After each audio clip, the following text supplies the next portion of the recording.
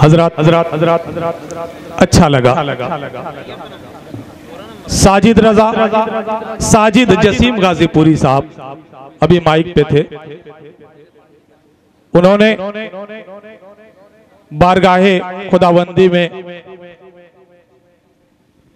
मुनाजात के चंद अशार पेश किए और आखिर में हम्द के 2 शेर पढ़े। आवाज खूबसूरत थी, लहजा अच्छा था, अंदाज प्यारा था। मैं उनका शुक्रगुजार हूं खूबसूरत शुरुआत के लिए। और अभी हमारे जो मेहमान हैं नसीम रजा जौनपुरी साहब और उनके साहबजादे अगर मेरी आवाज सुन रहे हो तो मेरी गुजारिश है कि वो जल्द से जल्द डाइस पे तशरीफ ले आए। उनके अलावा अभी कुछ और इस प्रोग्राम में शामिल होना है, जैसे कि इस प्रोग्राम की शमा रोशन होगी, वो भी बीच में कहीं प्रोग्राम के बीच में ही कहीं की जाएगी। उसके अलावा आप लोगों को मैं ये बताना भूल गया था कि हमारे बीच बैठे हुए हैं इस प्रोग्राम के कन्वीनर मोहम्मद इब्राहिम साहब, और सबसे जरूरी नाम इस प्रोग्राम के हवाले से मैं पेश करना चाहता हूं, जिसने इस प्रोग्राम के लिए मैं समझता हूं कि बहुत ज्यादा मेहनत की है।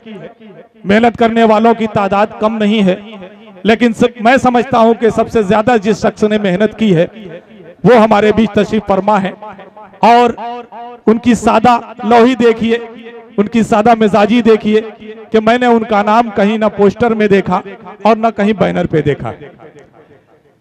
मैं उनके इस मेहनत को, उनके इस जज्बे को सलाम करते हुए उनका नाम आपको बताना चाहता हूं। हाफिज वसीम अहमद साहब, नाज़िम मदरसा हाजा, हमारे बीच तशरीफ फरमा है। मैं उनका बेहद शुक्रगुजार हूं कि उनकी एक आवाज पे मैं यहां तशरीफ ले आया, क्योंकि उनकी मोहब्बत जो कई बार से मेरे दिल में बारहा उतरती जा रही है, उस मोहब्बत ने मेरे दिल को झिझोड़ दिया और उनकी एक आवाज पे मैं यहां चला आया।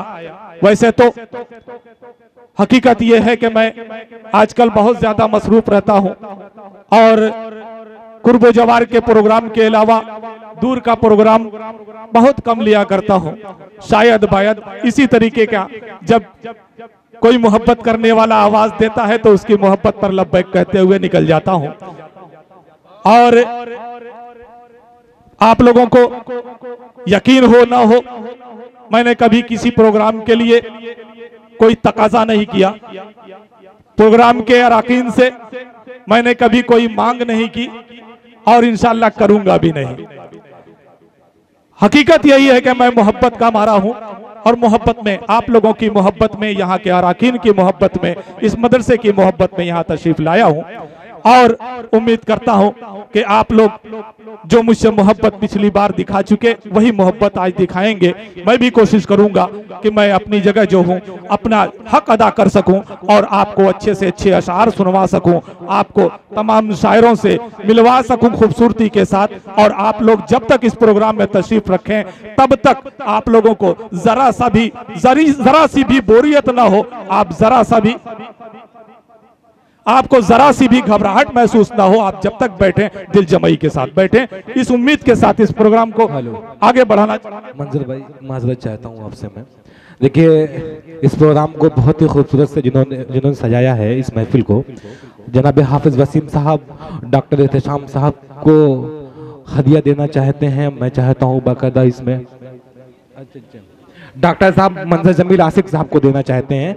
बहुत ही प्यारी निजामत फरमाते हैं, पूरे हिंदुस्तान में इसी तरीके से जाते हैं और प्रोग्राम की कामयाबी की जमानत बन जाते हैं जाकर के। ये इनकी निजामत में चार लग जाते हैं। महफिल में जितने लोग बैठे रहते हैं इनकी निजामत में बंधे हुए रहते हैं। जब तक आखिरी शायर को सुनते नहीं है तो लोग यहाँ से हिलते नहीं हैं। आपके सामने आपने देखा डॉक्टर एहतशाम साहब ने हमारे मेहमान शायर नकीब हिंदुस्तान जनाब मंजर जमील आसिफ साहब को हदिया पेश किया। बहुत बहुत शुक्रिया हाफिज वसीम साहब का और डॉक्टर साहब का। जी मंजर भाई, मेरे पास अल्फाज नहीं है जिन अल्फाज के साथ इनका मैं शुक्रिया अदा कर सकूं। आप लोग यकीन मानिए कि आज जो खुशी मुझे महसूस हो रही है पहले कभी महसूस नहीं हुई। ये एजाज आप लोग देख रहे होंगे कि एक छोटा सा तोहफा है, बहुत ज्यादा इसकी कीमत नहीं होगी, आप लोग अंदाजा लगा रहे होंगे इसकी कीमत का, लेकिन यकीन मानिए मेरा दिल कह रहा है कि इसकी कीमत लगाई नहीं जा सकती, क्योंकि यह मोहब्बत से पेश किया गया है और मोहब्बत का कोई मोल नहीं होता। मैं डॉक्टर साहब का, डॉक्टर एहतशाम साहब का और वसीम साहब का बहुत बहुत शुक्रगुजार हूँ, बेइंतहा मशकूर व ममनून हूँ।